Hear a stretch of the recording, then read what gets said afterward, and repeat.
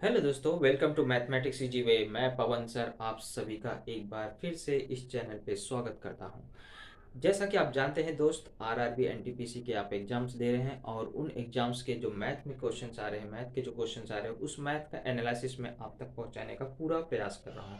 और उसके लिए आपको क्या करना है, सपोर्ट करना है। आपको जो भी क्वेश्चंस मिलते हैं आप क्या करेंगे, इस नंबर व्हाट्सअप नंबर पे मुझे क्या कर सकते हैं, सेंड कर सकते हैं। या उससे सरल काम यह है कि आप कमेंट बॉक्स में क्या कर सकते हैं, वहाँ पे आपको जो भी प्रश्न याद है उस प्रश्नों को वहाँ पे टाइप करके मेरे तक प्रश्न पहुँचा सकते हैं। और उन प्रश्नों का मैं आपको सॉल्यूशंस और विथ एनालिसिस आप तक पहुंचाने का पूरा प्रयास करूंगा। और ज़्यादा से ज़्यादा आप अपने दोस्त को शेयर करके आपको उनकी भी आपको मदद करनी चाहिए। ओके दोस्त, तो अगर आपके पास कोई क्वेश्चन है तो आप इस नंबर पे व्हाट्सअप करिए या कमेंट बॉक्स में आप क्या कर सकते हैं, भेज सकते हैं। तो दोस्तों, आप जैसे जानते हैं कि 18 जनवरी 2021 को जो पेपर्स हुए थे उसका मैथ का एनालिसिस आज हम लोग इस वीडियो में क्या करेंगे, देखेंगे। तो देखते हैं कि कौन कौन से क्वेश्चन आपको नए आए थे और कौन कौन से क्वेश्चन पुराने थे, यानी कि उसी टाइप के सम्स थे। और उन प्रश्नों को कैसे सरलतापूर्वक हल किया जा सकता था, उसके आंसर्स क्या हो सकते हैं, इन सभी चीज़ों को क्या करेंगे आज हम लोग देखेंगे। तो अगर वीडियो अच्छा लगे तो लाइक करिए दोस्त, शेयर करिए, और चैनल पे नए हैं तो दोस्त सब्सक्राइब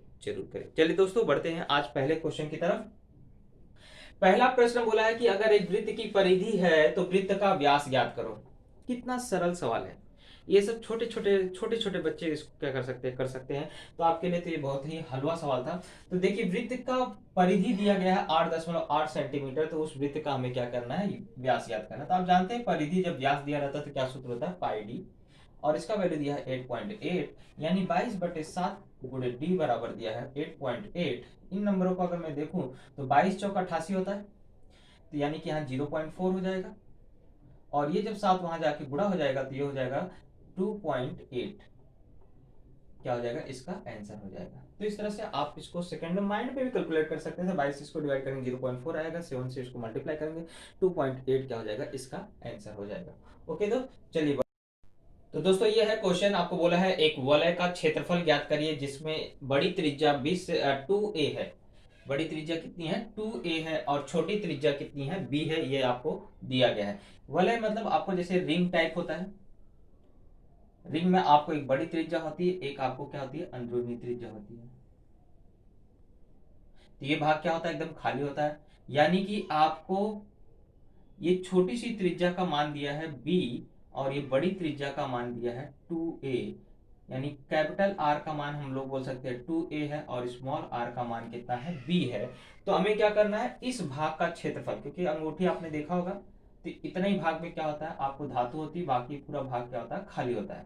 तो हमें क्या करना है, इस भाग का क्षेत्रफल अगर ज्ञात करना है तो बचपन में ही हमने सीखा है कि बड़े वृत्त के क्षेत्रफल में से क्या करिए, छोटे वृत्त का क्षेत्रफल ज्ञात करिए। तो इस भाग का क्या होता है, हम लोग क्षेत्रफल ज्ञात करते हैं। जैसे हम लोग बोलते हैं ना, गोलाकार मैदान है और उसमें आपको इतने भाग में क्या है, आपको चौराहा बनाया, मतलब घूमने के लिए रास्ता बनाया गया है। तो इस भाग का क्षेत्रफल क्या हो, तो आप क्या करते थे, बड़ी वृत्त के क्षेत्रफल में से छोटे वृत्त के क्षेत्रफल को घटा देते थे।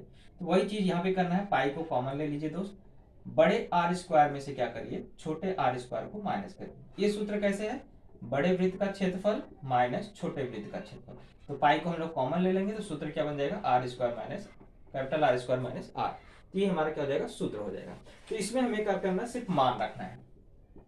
तो r का मान यहाँ पे क्या है, कैपिटल R का मान 2a है। तो 2a का स्क्वायर माइनस b का स्क्वायर,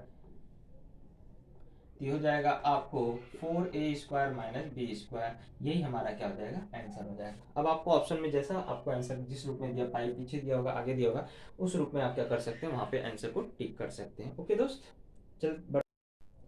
चलिए दोस्त, अगला प्रश्न है 12:51 समानुपात में है x:17 के। तो x की जगह पे कौन सी संख्या होनी चाहिए, ये चीज को हमें क्या करना है, ज्ञात करना। तो ये समानुपात में है।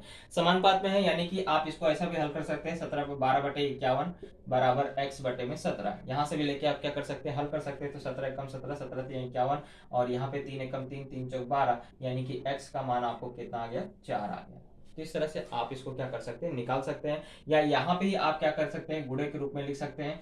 x इसका गुणा इसमें, यानी x×51 बराबर 17 गुणे दूर की संख्या का दूर में गुणा, यानी 17×12। 17 एकम 17, 17×3 = 51, 3 एकम 3, 3 चौक 12, यानी x बराबर 4। तो जिस रूप में भी आप करना चाहें उस रूप में कर सकते हैं। तीसरा तरीका यह था, 12 और 51 यहाँ पे है। समानुपात का चिन्ह है x अनुपात 17।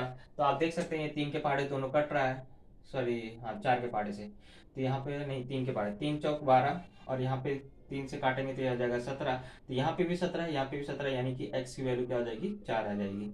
तो जिस तरह से भी आप करना चाहें उस तरह से आप इसको क्या कर सकते हैं, ज्ञात कर सकते हैं। ओके दोस्त, चलते हैं अगले प्रश्न की तरफ। चलिए दोस्त, अगला प्रश्न है आपको इस पूरे का क्या करना है, मान याद करना है। तो देख के डरिए मत, इसको थोड़ा सा आपको क्या करना है, अपने दिमाग में माइंड में कैलकुलेट करते हुए आप आसानी से इसको सॉल्व कर सकते हैं, इसमें ज्यादा दिक्कत होने वाली बात नहीं है। चलिए दोस्त, इसको जरा तोड़ लेते हैं। पहले ये देखिए, ये दोनों समान दिख रहे हैं, इसको एक साथ ऐड कर लेते हैं और इसको एक साथ ऐड कर लेते हैं। इसके बाद आगे की प्रक्रिया को आगे बढ़ाते हैं। तो दोस्तों, तो आगे बढ़ने से पहले देखो माइंड में आधी चीजें कैलकुलेट करो। अगर देखें तो ये आपको जोड़ है और ये दोनों एक दूसरे के क्या है, रेसिप्रोकल है। रेसिप्रोकल है यानी कि इनका मल्टीप्लिकेशन अगर करें तो आपको एक होना है। तो ऐसे सवालों में आप जानते हैं कि ये इसका होल स्क्वायर बन जाएगा, क्योंकि जब तिर्यक गुणा होगा तो ये इन दोनों का क्या हो जाएगा, होल स्क्वायर हो जाएगा, और इसका गुणा होगा तो ये भी क्या हो जाएगा, होल स्क्वायर बन जाएगा। तो आपने देखो दोस्तों ये पढ़ा था कि अगर हम a प्लस बी का होल स्क्वायर में क्या करें, a माइनस बी के होल स्क्वायर को क्या करें, ऐड करें। कोई भी नंबर रहने दीजिए यहाँ पे। अगर इन दोनों को होल स्क्वायर को हम लोग क्या करते हैं, ऐड करते हैं, तो उसकी वैल्यू हमेशा क्या आती है, 2 × a² प्लस बी स्क्वायर आती है। ये चीज को आपने पढ़ा है। तो चीज वही करना है दोस्त। आप जब इसको ऐड करने जाएंगे तो मेरा a क्या है, यहाँ पे कर्णी 7 है। कर्णी 7 का अगर मैं वर्ग करूंगा तो क्या आ जाएगा दोस्त, 7 आ जाएगा। जाहिर सी बात है ना, पहले 2 लिख लीजिए। अब इसके बाद मैंने कर्णी 7 का वर्ग किया तो क्या आ गया, 7 धन, आप देख रहे हैं कि बी स्क्वायर यानी कर्णी 3 है, तो यानी कि कर्णी 3 का वर्ग करूंगा तो क्या आ जाएगा, 3 आ जाएगा। मुझे नहीं लगता इसमें कोई आपको दिक्कत होगी। और बटे में क्या होगा, आप देख रहे हैं यहाँ a माइनस बी है, एक ब्रैकेट में क्या है वही चीज माइनस में है और दूसरे ब्रैकेट में वही चीज क्या है, प्लस में है। तो इसका भी आपने फॉर्मूला पढ़ा है कि a स्क्वायर होता है माइनस बी स्क्वायर होता है। तो चीजें यहाँ नीचे वही करना है। तो a स्क्वायर यानी कर्णी 7 का वर्ग करूंगा तो 7 आएगा, माइनस कर्णी 3 का वर्ग करूंगा तो 3 आएगा। तो मुझे लगता है ये दोस्त, ये पूरा ब्रैकेट क्या हो चुका है, यहाँ पे हल हो चुका है। तो सेम चीज को यहाँ पे अप्लाई करना है। यहाँ पे आपको a क्या है, कर्णी 3 है, तो पहले क्या लिखोगे, 2 और कर्णी 3 का वर्ग किया 3 धन b का वर्ग किया यानी कि 1 और बटे में यहाँ पे क्या आ जाएगा, 3 में से 1 जाएगा। ओके दोस्त, तो हम मेरे ख्याल से आपको फॉर्मूला समझ में आ गया होगा। तो यहाँ पे क्या लिखूंगा, कर्णी 3 का वर्ग यानी 3 माइनस 1। बस इतना सा काम आपको यहाँ पे करना था। अब इसको हल कर लीजिए। तो 2 गुणे क्या हो गया, 7 3 10 बटे में 7 में से 3 गया तो 4 प्लस 2 गुणे 4 बटे में 2। यहाँ 2 से 2 कट चुका है। यहाँ पे देखा जाए तो 10 दूनी 20 होता है, 20 4 से काटेंगे कितनी बार जाएगा, 5 बार में। तो 5 धन 4 कितना हो गया, 9। तो इस तरह से आप सरलता पूर्वक इसका आंसर क्या करेंगे, निकाल लेंगे। बस थोड़ा सा दिमाग आपको कॉन्सेप्ट को क्या करना, माइंड को शांत में रखते हुए जल्दी से इसको हल कर लेना है। चलिए दोस्त, अगला प्रश्न है, एक त्रिभुज है, अगर एबीसी, उसमें कोण बी 90 अंश का यानी समकोण त्रिभुज है, और उसके tan ए का वैल्यू कितना दिया है, कर्णी 3। तो मुझे इस पूरी का क्या करना है, मान याद करना है। तो दोस्त एकदम सिंपल सी बात है। इसको कई तरीके से हल कर सकते हैं। एक तो आकृति बना करके, आपको tan का मान दिया है तो सम्मुख भुजा संलग्न भुजा ज्ञात करके वहां से कर्ण का मान ज्ञात करिए, फिर ये मान यहाँ रखिए। वो लंबा प्रक्रिया है।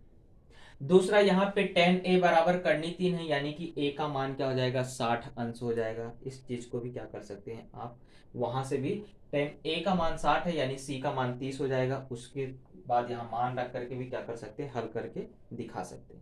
लेकिन मैं आपको एक बहुत सरल तरीका बताने वाला हूँ जिसमें आपको कुछ नहीं करना है। तो क्या आपको यहाँ पे कुछ सेकंड में कैसे इसका आंसर आ जाएगा, मैं वो चीज आपको बताने जा रहा हूँ। तो दोस्त अगर इसको ध्यान से देखिए, बिल्कुल ध्यान से देखिए, तो ये किसी ना किसी का सूत्र है। और ये किसका सूत्र है, आपको याद होगा, ये है साइन, यहाँ पे दो जो आपको थीटा दिखाई दे रहे हैं, ए और सी, यानी कि ए प्लस सी का ये क्या है, सूत्र है। साइन ए प्लस सी का ये क्या है, सूत्र है। और आप अच्छी तरह से जानते हैं दोस्त, अगर किसी त्रिभुज में एक कोण 90 अंश का होता है तो बाकी के दोनों कोणों का योगफल भी कितना होता है, 90 होता है। यानी कि यहाँ पे हो जाएगा साइन 90, और साइन 90 का मान होता है ए, यानी कि इस पूरे का मान भी क्या होगा, 1 होगा। तो ये हो गया कुछ सेकंडों का सवाल। हल करने की जरूरत नहीं है, देखते ही आपको पता चल गया ये क्या है, साइन ए प्लस सी का सूत्र है, और a प्लस सी का मान क्या होगा, 90 होगा, क्योंकि b तो 90 दिया ही है। तो इसका मतलब है साइन 90 का मान मुझे निकालना है, और साइन 90 का मान क्या होता है, 1 होता है। तो ये हुआ दोस्त पहली पद्धति। दूसरी पद्धति आप क्या कर सकते हैं, आपको यहां से पता चल गया tan a अगर करनी 3 है, तो इसका मतलब है a का मान 60 हुआ। a का मान अगर 60 हुआ तो c का मान कितना हुआ, 30 हुआ, है ना। तो यहाँ पे साइन ए मतलब साइन 60 का वैल्यू होता है करनी 3/2। ओके, गुड़े कॉस सी यानी कि कॉस 30 का मान होता है आपको करनी 3/2, प्लस ऐसे यहाँ पे कॉस ए मतलब आपको कॉस 60 का मान होता है 1/2, और साइन सी यानी साइन 30 का मान होता है 1/2, गुड़ा हुआ करनी 3 यानी 3/4, प्लस एक एक कम 1/4, तो 3 1 4/4 यानी कि 1 उत्तर आ गया। तो ये हुआ दूसरा तरीका इस तरह से। इसके बाद तीसरा तरीका आपको उससे भी बड़ा है, जिसमें आपको डायग्राम बनाना है, कर्ण का मान ज्ञात करना है, तो वो पद्धति बिल्कुल ही यहाँ अप्लाई नहीं करनी है। ओके दोस्त, चलो अगला प्रश्न भी हम लोग त्रिकोणमिति का ही देखें। साइन 15 का मान क्या होगा, साइन 15 तालिका में तो आपको 15 आता नहीं है, लेकिन आप याद रखिए दोस्त, अभी भी मैंने इससे पहले वाला जो सवाल, मैंने इसलिए इस सवाल को पहले लिया है क्योंकि इससे पहले वाला जब आपने सवाल किया तो उसमें आपने देखा था साइन ए प्लस सी का वैल्यू क्या होता है। तो सेम चीज को यहाँ पे भी हमें क्या करना है, अप्लाई करना है। तो अगर आप देखें दोस्त, साइन 15 का मान आपको याद होना चाहिए, पहली बात तो याद होना चाहिए। अगर नहीं याद है, क्योंकि साइन 15 और कॉस 75 ये सब की वैल्यू आपको क्या होनी चाहिए, या साइन 75 की वैल्यू ये आपको क्या होनी चाहिए, याद होनी चाहिए। अगर नहीं याद है तो भी निकाल के कैसे आप याद कर सकते हो वो आपको मैं बताने जा रहा हूँ। तो मैं साइन 15 को क्या लिख सकता हूँ, 45 - 30 लिख सकता हूँ कि नहीं। और ये मैंने क्यों लिया है, क्योंकि इसके वैल्यू हमें क्या है मालूम है। ओके, तो साइन 45 - साइन 30 मैंने लिख लिया। अब इसका फॉर्मूला आपको पता है, sine 45 into cos 30 minus sine cos 45 into sine 30। ये मैंने फॉर्मूले को अप्लाई कर दिया। अब मैं क्या करूंगा, यहाँ पे वैल्यू सब्स्टिट्यूट करूंगा। ये होता है 1/2 गुणे कॉस 30 का मान होता है 3/2, सॉरी, माइनस कॉस 45 का मान भी 1/2 होता है, इंटू साइन 30 यानी 1/2। तो जब मैं इसको गुणा करूंगा तो ये हो जाएगा आपको 2/2, और ऊपर आ जाएगा 3 माइनस 1/2 हर समान है तो मैं क्या करूंगा, डायरेक्टली इसको माइनस कर दूंगा। तो यही मेरा क्या हो गया, साइन 15 का मान हो गया। अगर आपको याद रहेगा तो बहुत अच्छी बात, डायरेक्टली आप वहां पे ऑप्शन में टिक कर सकते हैं। अगर नहीं याद रहेगा तो आप इसको कैलकुलेट करके इस तरह से निकाल सकते हैं। ओके दोस्त, चाहे वो कॉस 15 का पूछे या साइन 15 का पूछे, कॉस 75 का पूछे, किसका भी वैल्यू पूछे, तो इस तरह से फॉर्मूले से आप क्या कर सकते हैं, उसको ज्ञात कर सकते हैं। चलते हैं, चलिए अगला प्रश्न बोला है, ए बी तथा सी का कुल निवेश पूंजी 33,000 रुपये है।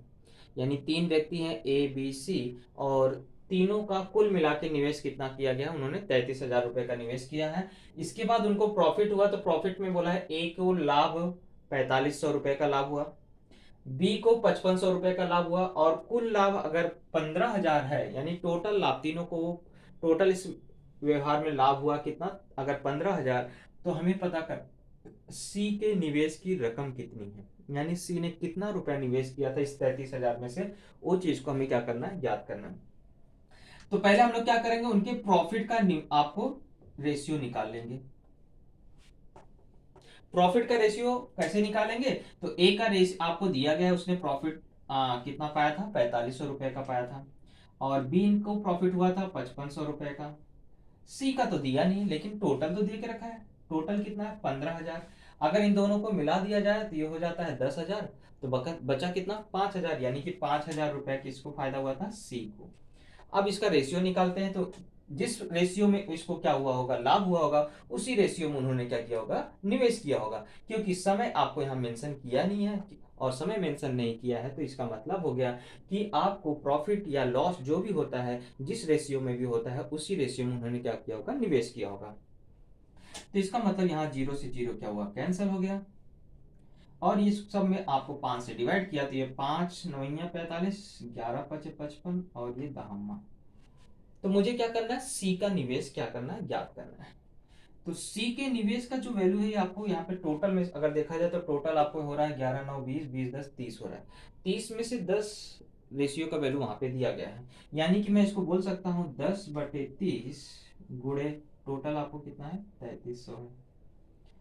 तो जीरो से जीरो कट गया, 3 से इसको डिवाइड किया मैंने तो ये 11 जीरो, अब इसको मैंने गुणा कर दिया, यानी कि सी ने टोटल निवेश जो किया था वो कितना किया था, 11,000 रुपए किया था। यहाँ पे आप लिख सकते हैं।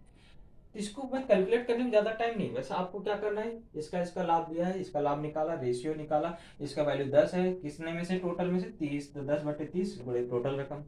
आसानी से आपको क्या गया आ गया। किसी का भी पूछे, चाहे बी का पूछे चाहे सी का पूछे, आप इस तरह से क्या कर सकते हो, उसको ज्ञात कर सकते हैं। ए और बी का निवेश टोटल पूछे तो भी आप इस रेशियो के द्वारा क्या कर सकते हैं, ज्ञात कर सकते हैं। ओके दोस्त, चलते हैं अगले। चलिए दोस्त, अगला प्रश्न बोला है sec theta plus tan theta का वैल्यू अगर 4 है तो sec theta minus tan theta का वैल्यू क्या होगा, ज्ञात करना है। तो दोस्त इसको आपको डायरेक्टली पता है, इसको आपको याद रखना है कि अगर प्लस वाले की वैल्यू इतनी दी गई है तो माइनस वाले की वैल्यू सिर्फ आपको क्या करना है, उसको 1 के फॉर्म में चेंज कर देना है। यानी कि sec theta minus tan theta का वैल्यू कितना होगा, 1/4 होगा। तो ये तो आपको डायरेक्टली आप इसका क्या कर सकते हैं, आंसर बता सकते हैं। लेकिन ये वैल्यू कैसे आई उसको मैं आपको समझा देता हूँ। आप अच्छी तरह से जानते हैं sec square theta minus tan square theta का वैल्यू आपको क्या होता है, 1 होता है। ये आपको सूत्र है, आपको अच्छी तरह से याद होगा।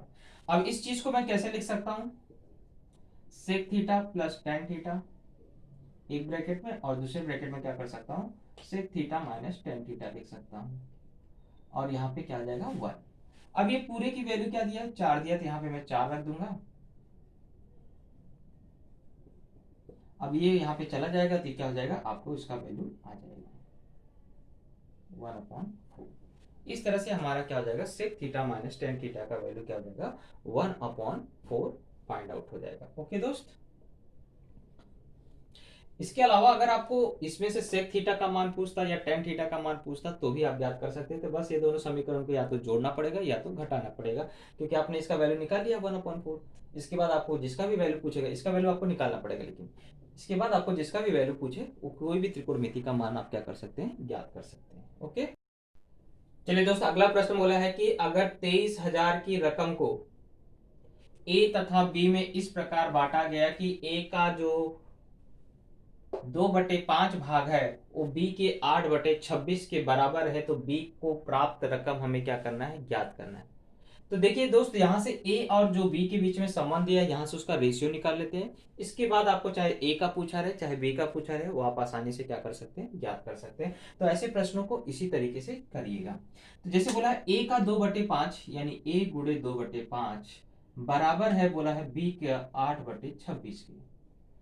तो दोस्त आप देख रहे हैं, 2 एकम 2 होता है, 2 चौक 8 होता है, इसके बाद 2 दूनी 4 और यहाँ पे 13, यानी 5 दूनी 10 हो गया। तो ए बटे बी यहाँ पे आया, तो ये हो गया 5 दूनी 10 बटे में 13। ये ए और बी का रेशियो हमें प्राप्त हो गया है। अब हमें पूछा है बी का, तो बी की वैल्यू आप यहाँ देख रहे हैं 13 है, यानी कि 13 वाले का हमें क्या करना है, ज्ञात करना है। टोटल आप देखें तो ये हो गया 23, और रकम कितनी थी, 23,000। तो 23 से 23 कट गया और यहाँ एक जीरो, यानी कि 13,000 रुपए क्या हुआ था, बी को प्राप्त हुआ। अगर ए का पूछता तो जाहिर सी बात है, ये 13,000 है तो वो कितना हो जाएगा, 10,000 हो जाएगा। तो इस तरह से आप इसे आसानी से हल कर सकते हैं। ओके दोस्त, चलते हैं अगले प्रश्न की। चलिए दोस्त, अगला प्रश्न बोला है किसी समबाहु त्रिभुज की भुजा अगर 2 गुणे 3 का चौथे मूल सेंटीमीटर हो तो क्षेत्रफल हमें क्या करना है, ज्ञात करना है। तो दोस्तों इसको भुजा का मान यहाँ पे थोड़ा सा टिपिकल दे दिया है, बाकी कुछ नहीं करना है। आपको अच्छी तरह से मालूम है समबाहु त्रिभुज का जो क्षेत्रफल का सूत्र होता है वो आपको अच्छी तरह से मालूम है, क्या होता है, कर्णी में 3 बटे में 4 गुणे भुजा का वर्ग। अब इसका वर्ग करना आपको आना चाहिए। तो अगर दोस्तों मैं 2 का वर्ग करता हूं तो आता है 4। ओके, लेकिन 3 के चौथे मूल का अगर मैं वर्ग करता हूं तो क्या आता है, मैं उसी चीज को आपको समझाना चाहता हूं।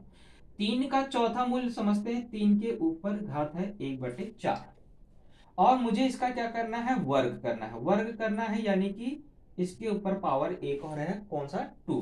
तो अब मैं इसको हल करूंगा तो 3 के ऊपर पावर 1/4 गुणे 2, तो 2 एक कम 2, 2 दूनी 4, यानी कि 3 के ऊपर पावर 1/2 और 3 के ऊपर पावर 1/2 का मतलब होता है कर्णी 3। तो इसका मतलब है कि इसको जब मैं हल करूंगा तो क्या उत्तर आएगा, कर्णी 3 आएगा। तो मैंने कर्णी 3 को यहाँ पे रख दिया। अब 4 से 4 कट जाएगा। इसके बाद आप जानते हैं कर्णी 3 का गुणा कर्णी 3 हुआ तो आंसर आ जाएगा 3 सेंटीमीटर वर्ग सेंटीमीटर। तो इस तरह से हमारा समबाहु त्रिभुज का क्षेत्रफल ज्ञात हो जाए। सिर्फ आपको थोड़ा सा यहाँ पे चेक करना चाह रहा था कि आप इसको मान ज्ञात कर सकते हैं या नहीं। ओके, चलते हैं अगले प्रश्न की तरफ। लेकिन दोस्त, अगर आपको वीडियो अच्छे लग रहा हो तो लाइक करिए, और चैनल पर नए हैं तो दोस्त सब्सक्राइब भी करिए, शेयर करिए दोस्तों के साथ, जिससे उनका भला हो। चलिए दोस्त, अगला प्रश्न है इसका मान क्या होगा। इस चीज को हमें क्या करना है, ज्ञात करना है।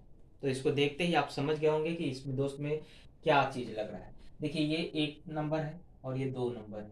यहाँ 3 बार गुणे में लिखा गया, यानी कि अगर मैं इसको ए मानूं और इसको बी मानूं तो क्या हो जाएगा, ए का घन हो जाएगा, क्योंकि 3 बार यानी कि इसके ऊपर पावर 3 हो जाएगा। ये क्या हो जाएगा, बी का घन। बटे में देखिए ये ए है, यानी कि ए स्क्वायर प्लस, अब इन दोनों का देखो गुणा करके देखो, 8 7 56 होता है, यानी कि आपको ये क्या है, ए और बी का गुणनफल है, प्लस ये क्या है, बी स्क्वायर। अब इसको देखते ही आप समझ गए होंगे कि आपको क्या है, फॉर्मूला है।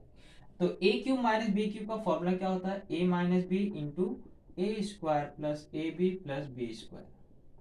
तो आप जानते हैं ये चीज क्या हो जाएगी, यहाँ पे कट जाएगी, तो हमें बचा क्या, a माइनस बी। ऐसे प्रश्नों को एकदम सिंपल से एक बार लेकिन ध्यान से देख लेने का। हो सकता है कभी कभी थोड़ा सा यहाँ वहाँ चेंजेस कर लेता है और हम लोग खुश होकर क्या करते हैं, फटाफट हल कर देते हैं और हमें पछताना पड़ता है।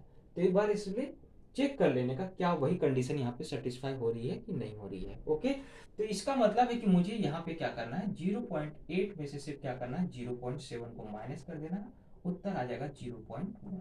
ओके, चलिए बढ़ते हैं। चलिए दोस्त, अगला प्रश्न देखिए, sine theta plus cosec theta बराबर 2 और इसका वैल्यू हमें पूछा है।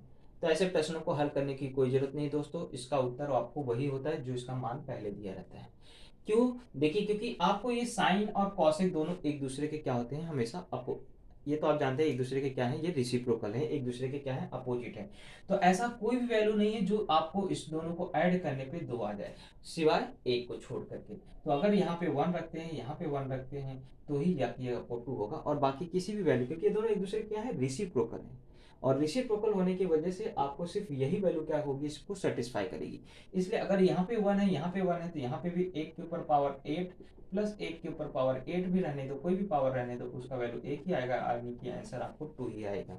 इसलिए इसको डायरेक्टली आप उत्तर क्या करेंगे, 2 ही बता देंगे। चलिए दोस्तों, अगला प्रश्न है, 5474 में वह कौन सी छोटी सी संख्या है जिसको जोड़ू तो ये 3 4 6 8 से क्या हो जाए, पूर्णतः विभाजित हो जाए। इस चीज को आपको क्या करने के लिए बोला है, ज्ञात करने के लिए बोला है, वो भी जोड़ने वाला। तो ऐसे प्रश्नों को दोस्तों समझ जाने का ये क्या है, एलसीएम और एचसीएफ वाला सवाल है, एलसीएम वाला सवाल है। तो इसको एलसीएम यानी कि मुझे क्या करना है, जितने भी यहाँ पे 3 4 नंबर ही दिया है, और नंबर होते थे, और उन सभी नंबरों का क्या करते हैं, जिससे विभाजित बोलेगा उसका क्या करने का, एलसीएम निकालने का। तो मुझे 3 4 6 8 का क्या करना है, एलसीएम निकालना है। तो इसको सरल तरीके से कैसे एलसीएम निकालेंगे, 3 तो आप जानते हैं 6 को विभाजित हो जाता है, यानी कि 3 को हटा देना, 4 को भी हटा देना, क्योंकि 4 8 को क्या करता है, विभाजित कर देता है। तो 8 और 6 का क्या होता है, लसावी 24 होता है, यानी कि मुझे क्या करना है, इसको 24 से विभाजित कर देना है। थोड़ा सा काम इसमें करना पड़ेगा, तो ही आपको पता चलेगा इसमें कौन सी छोटी सी संख्या जोड़ी जाए। तो 24 को अगर मैं डिवाइड करता हूँ तो 24 दूनी 48 होता है, इसको मैंने घटाया तो ये 6 हो गया, 67 फिर 24 दूनी 48 होता है, इसको मैंने अगर घटाया तो ये हो जाता है आपको 12 7 19 बचेगा, और यहाँ 194 हो गया। तो 24 8 192 होता है, घटाने पे क्या हो गया, 2 आ गया। अब जाहिर सी बात है दोस्त, यहाँ पे बोल रहा है कि कौन सी संख्या जोड़ू। यहाँ तो अगर घटाने की बात किया होता तो मैं हम लोग बता सकते थे, यहाँ पे अगर 2 घटा देंगे तो ये संख्या क्या होगी, इन सभी नंबरों से विभाजित होगा, क्योंकि यहाँ देखो कम कितना पड़ रहा है, 2, शेषफल कितना आ रहा है, 2। तो ये घटाने पे ये नंबर आएगा, लेकिन 2 अगर हम घटाएंगे तो वो संख्या क्या होगी, इससे पूर्णतः विभाजित हो जाएगी। लेकिन हमें पूछा है कि कौन सी संख्या जोड़ दे। तो जोड़ दे तो आपको मालूम है अगला टर्म तभी विभाजित होगा जब वो इसमें क्या हो जाएगा, 24 ऐड होगा। लेकिन 2 पहले से शेष बचा हुआ है, और इसमें क्या मिल जाएगा, 22, तो जाके ये क्या बन जाएगा, 24 बन जाएगा। तो 24 बन जाएगा, यानी कि यहाँ पर आपको नंबर 2 इससे पहले से ज्यादा है, 2 ज्यादा है, यानी कि 24 और होने के लिए उसको कितना चाहिए, 22 नंबर। यानी कि इसमें क्या किया जाएगा, 22 को ऐड किया जाएगा, तो ही ये नंबर क्या हो जाएगा, आपको पूर्णतः विभाजित हो जाए। क्योंकि आगे वाला नंबर पूछ रहा है, पीछे वाला जब नंबर पूछेगा तो हमें घटाना पड़ता है, और आगे वाला नंबर जब करना पड़ता है तो जोड़ना पड़ता है। तो मुझे आगे वाला नंबर क्या करना है, ज्ञात करना है। तो मैं देख रहा हूँ शेष अभी 2 बच रहा है, और 24 टोटल होना चाहिए। तो टोटल कितना कम पड़ रहा है उसको, 22। इसलिए हमको इस संख्या में क्या करना पड़ेगा, 22 जोड़ना पड़ेगा। तो ये संख्या क्या होगी, इन सभी नंबरों से विभाजित हो जाएगी। ओके दोस्त, चलते हैं। चलिए दोस्त, अगला प्रश्न बोला है कुल 15 छात्रों में से, यानी कि वहां टोटल आपको बोला है 15 छात्र हैं, उसमें से 10 छात्र जर्मन पढ़ते हैं तथा 5 छात्र स्पेनिश पढ़ते हैं, और 2 छात्र दोनों विषय पढ़ने वाले हों, तो एक ही विषय पढ़ने वाले कितने छात्र होंगे, इस चीज को हमें क्या करना है, ज्ञात करना है। तो दोस्त अगर देखो जाए, मैं अगर इसको हम लोग वेन डायग्राम से ही हल करेंगे तो आसानी से हल हो जाएगा। ये हो गया मेरा क्या, जर्मन पढ़ने वाले। यहाँ जर्मन पढ़ने वाले में कितने विद्यार्थी हैं, 10। इसके बाद आपको बोला है कि स्पेनिश पढ़ने वाले टोटल हैं 5 विद्यार्थी, और दोनों विषय पढ़ने वाले कितने विद्यार्थी हैं, 2 विद्यार्थी हैं। तो हमें बोला है कि एक ही विषय पढ़ने वाले कितने छात्र होंगे। तो मैं पहले देख लेता हूं कि ये क्या है, मेरा जर्मन का है, और ये क्या है, मेरा स्पेनिश का है। तो अगर मैं सिर्फ बोलूं कि सिर्फ जर्मन पढ़ने वाले कितने विद्यार्थी, यानी कि 10 में से मैं 2 को क्या करूंगा, घटा दूंगा, यानी कि ये जो भाग है ये कितना हो जाएगा, 8 हो जाएगा। ये पूरे का मान 10 था, उसमें 2 कॉमन आ रहे हैं, यानी कि सिर्फ जर्मन पढ़ने वाले कितने विद्यार्थी हुए, 8 हुए। और यहाँ पे अगर मैं सिर्फ बात करूं कि स्पेनिश पढ़ने वाले सिर्फ कितने विद्यार्थी हैं, यानी कि 5 में से 2 घटा दूंगा, कितना आ जाएगा, 3। यानी 3 विद्यार्थी जो है सिर्फ क्या कर रहे हैं, स्पेनिश पढ़ रहे हैं। यानी कि एक विषय यहाँ पे जर्मन पढ़ रहा है, और एक ही विषय स्पेनिश पढ़ने वाले यहाँ 3 है। यानी कि सिर्फ अगर एक विषय का, यहाँ भाषा की बात नहीं कर रहा, सिर्फ बोल रहा है एक विषय का चुनाव करने वाले कितने विद्यार्थी हैं, यानी कि इन दोनों को क्या किया जाएगा, ऐड कर दिया जाएगा। यानी कि टोटल कितना आ जाएगा, 11 विद्यार्थी। तो एक ही विषय पढ़ने वाले कितने विद्यार्थी हुए, 11 विद्यार्थी हो गए। ओके दोस्त, चलते हैं अगले प्रश्न। चलिए दोस्त, अगला प्रश्न आपको दिया गया है, इसका वैल्यू इतना है, और ए अनुपात बी क्या करना है, आपको ज्ञात करना है। तो दोस्त एकदम सिंपल सी बात है, यहाँ देखिए ऊपर वही सेम चीज है, प्लस है, ऊपर नीचे भी वही सेम चीज है, माइनस है। यानी कि यहाँ पर आपको कंपोनेंडो डिविडेंडो का फॉर्मूला लगाना पड़ता है। जब भी इस तरह का प्रश्न आ जाए तो कंपोनेंडो डिविडेंडो ओके आपके लिए बेटर पड़ेगा। और आपको मालूम है इसको मुझे हल नहीं करना, मुझे सिर्फ मालूम है कि ये सब चीज कट पिट के क्या होता है, वही बचता है। तो मैं क्या करूंगा, ऊपर ए क्यू लिख दूंगा। जब मैं कंपोनेंट या डिविडेंडो लगाऊंगा तो क्या बचेगा, ए क्यू ही बचेगा, और नीचे क्या बचेगा, बी क्यू बचेगा। और लेकिन यहाँ पे क्या किया जाता है, ऊपर जोड़ा जाता है, यानी कि 185 प्लस 158 लिखूंगा, और नीचे 185 माइनस क्या करूंगा, 158। यही काम मैंने यहाँ पे भी किया, लेकिन वो कट पीट के क्या होगा, यही बचने वाला है। ओके, तो इसको जो मैं अगर जोड़ता हूँ तो ये बन जाता है आपको 8 5 343 बन जाएगा। और इसको मैं अगर घटाता हूँ तो ये हो जाता है 27। और अगर मैं अब इसका घनमूल निकालता हूँ, क्योंकि 343 किसका घन है, 7 का, और 27 किसका, 3 का, यानी कि ए अनुपाते बी का मान क्या हो जाएगा, 7 अनुपाते 3 हो जाएगा। तो इस तरह से आसानी से इसको सॉल्व कर सकते हैं। चलिए दोस्तों, अगला प्रश्न बोला त्रिभुज एबीसी समरूप, ये देखिए चिन्ह आपको समरूप का है, तो मैंने यहाँ समरूप ना लिख के इसका चिन्ह बनाया है। एबीसी समरूप है पी क्यू आर के, और बीसी बटे क्यू आर बराबर अगर 1/3 है तो इसके क्षेत्रफलों का अनुपात ज्ञात करना है। तो दोस्तों ये सवाल कितनी बार आ चुका है, आपको कितनी बार आपको पढ़ाया भी जा चुका है। ये प्रश्नों में कोई दिक्कत नहीं है, भुजा दिया हो तो क्षेत्रफल ज्ञात कर सकते हो, क्षेत्रफलों का अनुपात ज्ञात कर सकते हो, या क्षेत्रफल दिया है तो भुजा का अनुपात ज्ञात कर सकते हो। समरूप है तो डायरेक्टली आप जानते हैं कि इसके भुजाओं के वर्गों का अनुपात होता है। लेकिन यहाँ पे देखिए भुजा पी क्यू आर, त्रिभुज अगर पी क्यू आर ऊपर है तो इस वैल्यू को एक्सचेंज कर दीजिए, 3 को ऊपर कर दीजिए और 1 को नीचे कर दीजिए, इसका स्क्वायर निकाल लीजिए, यानी कि 9:1 इसका क्या हो जाएगा, फाइनल आंसर हो जाएगा। तो ये छोटा सा सवाल था, इसको माइंड में कैलकुलेट करके आप बता सकते हैं। बस ये आपको ध्यान रखना है कि यहाँ पे कौन से रूप में दिया गया है। ओके, चलिए इसके बाद इसका आपको वैल्यू दिया गया है, और आपको ए अनुपाते बी अनुपाते सी ज्ञात करना है। तो दोस्तों जब भी अनुपात में रहे और 1/, ऊपर रहे तो आपको इसको कुछ नहीं करना है, A/B अनुपाते सी अनुपाते वही वैल्यू होता है जो आपको नीचे की वैल्यू होता है। अगर ऊपर 1 रहेगा तो इस तरह से ज्ञात करना है। अगर आपको इसको समझना है कैसे आया ये, तो मैं आपको यहाँ बता देता हूँ। जैसे आपको ये इन दोनों का अगर मैं रेशियो निकालूं तो आपको b यहाँ आएगा और 3 वहां जाएगा, यानी कि A/B का वैल्यू क्या हो जाएगा, देखिए 3 यहाँ गया तो ऊपर चला जाएगा, तो 3 बटे क्या हो जाएगा, 4 आ जाएगा। ऐसे जब मैं इसका रेशियो निकालूंगा तो देखिए सी नीचे आएगा और 4 कहाँ जाएगा, वहां जाएगा, यानी कि B/C का वैल्यू कितना हो जाएगा, 4 अनुपाते 5 हो जाएगा। तो आप देख रहे हैं कि यहाँ पे भी बी की वैल्यू वही है और यहाँ पे भी बी की वैल्यू वही है, यानी कि ए अनुपाते बी अनुपाते सी का जो वैल्यू है वो क्या हो जाएगा, 3:4:5 हो जाएगा। इस तरह से आप क्या कर सकते हैं, ज्ञात कर सकते हैं। ओके दोस्तों, तो जब भी एक अपॉन के रूप में रहेगा तो आपको टेंशन लेने की कोई जरूरत नहीं है, सिर्फ आपको क्या करना है, उसको नीचे के जो नंबर रहेंगे वही आप क्या करेंगे, लिख देंगे। चलिए अगला प्रश्न बोला, मुकेश की क्षमता कमलेश की क्षमता का 2 गुना है, यदि दोनों मिलकर के कोई काम 22 दिन में करते हैं तो अकेले मुकेश कितने दिन में करेगा, इस चीज को ज्ञात करना है। तो यहाँ पे आपको दोनों की कैपेसिटी बता दिया गया है कि मुकेश है और एक कमलेश है, इनके कार्य करने की क्षमता किस रेशियो में है। ये अगर एक दिन में 2 काम करता है तो ये सिर्फ क्या करता है, 1 काम करता है, यानी कि ये दुगना काम करता है और ये क्या करता है, आपको 1 काम करता है, यानी कि इसका रेशियो क्या हो गया, 2:1 हो गया।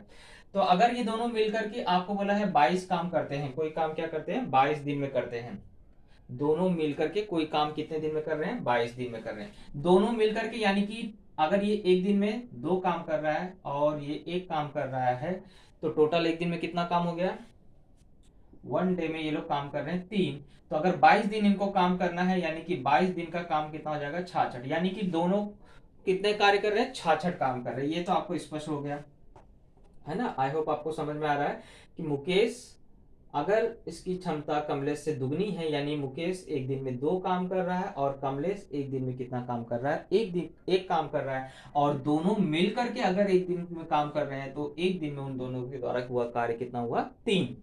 तो यानी कि 22 दिन अगर उन्होंने कार्य किया है, यानी टोटल उन्होंने कितना कार्य किया है, 66 काम किया है। तो अब आपको ये बोल रहा है कि अकेले अगर मुकेश को ये काम करना है, सिर्फ मुकेश को करना है, तो मुकेश एक दिन में कितना काम कर रहा है, 2। तो 66 काम करने के लिए उसको कितना दिन लग जाएगा, 33 दिन। तो आसानी से इसका क्या हो गया, आंसर आ गया। और अकेले सिर्फ अगर आपको पूछा होता कमलेश को, तो एक दिन में 1 काम कर रहा, तो 66 काम करने के लिए उसको 66 दिन लगता था।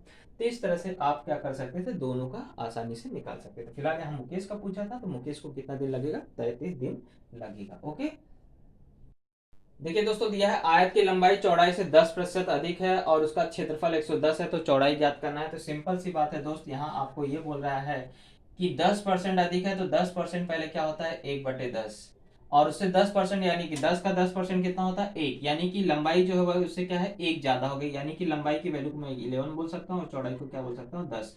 अब मैं अगर इसका गुणा करता हूँ, क्योंकि लंबाई क्षेत्रफल का सूत्र क्या होता है, लंबाई गुणे चौड़ाई, तो 11 गुणे 10 करता हूँ तो उत्तर आ जाता है 110, यानी क्षेत्रफल आ जाता है। यानी कि ये जो वैल्यू है वही आपको क्या है, उसके रियल वैल्यू है।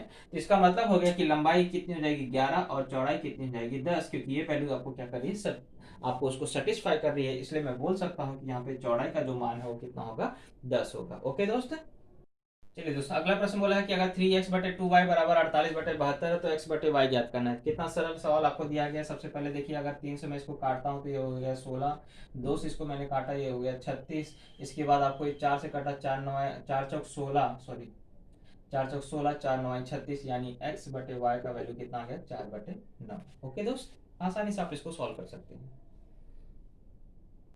चलिए दोस्त, अगला प्रश्न बोला, ए किसी काम को 80 दिन में तथा बी उसे 20 दिन में कर देता है, तो दोनों मिलकर के कितने दिन में करेंगे। देखो, इसको मैं 2 तरीके से आपको बताता हूँ दोस्तों। सबसे पहले आपको उसको फॉर्मूला मालूम है कि अगर आपको दोनों मिलकर के ज्ञात करना हो तो आप क्या करते हैं, कौन सा फॉर्मूला लगाते हैं, ये जो आपको दिन दिया गया है इसका गुणा कर लेते हैं और नीचे इन दोनों को क्या करते हैं, जोड़ देते हैं। तो ये हो जाता है आपको 1600, और बटे में कितना हो जाता है, आपको ये 100 हो जाता है, 0 से 0 कट गया, यानी 16 दिन आपका क्या हो जाएगा, आंसर हो जाएगा। अगर दोनों मिलकर करेंगे तो 16 दिन में कर सकते हैं।